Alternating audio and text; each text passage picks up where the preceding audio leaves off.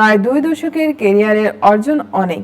ওয়ানডেতে বাংলাদেশের সেরা ব্যাটসম্যানদের সংক্ষিপ্ততম তালিকাতেও থাকবে মুশফিকুর রহিমের নাম। অথচ বুধবার 5 মার্চ তিনি এই সংস্করণের ক্রিকেটকে বিদায় বলছেন সামাজিক যোগাযোগ মাধ্যমে। এর আগে টি-20 ক্রিকেটেও একইভাবে বিদায় বলেছিলেন মুশফিক।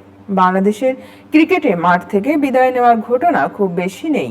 রঙিন পোশাকের ক্রিকেট থেকে অবসরে যাওয়ার মুশফিকও ব্যতিক্রম হতে পারেননি। তবে তার বিদায়ের অপূর্ণতা কিছুটা হলেও ঘুচেছে বৃহস্পতিবার মিরপুর শেরেবাংলা স্টেডিয়ামে ঢাকা প্রিমিয়ার লিগের ম্যাচে মোহামেডানের হয়ে মুশফিক মাঠে নেমেছে রূপগঞ্জ টাইগার্সের বিপক্ষে।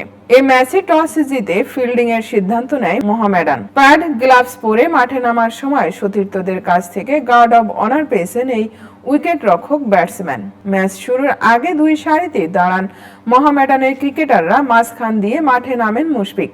এখানেও অবশ্য জাতীয় দলের কয়েকজন সতীর্থকে পাশে পেয়েছেন। তার দীর্ঘদিনের সতীর্থ তামিম ইকবাল, মাহমুদুল্লাহ ও মেহেদী হাসান মিরাজও খেলছেন মোহামেডানের হয়ে।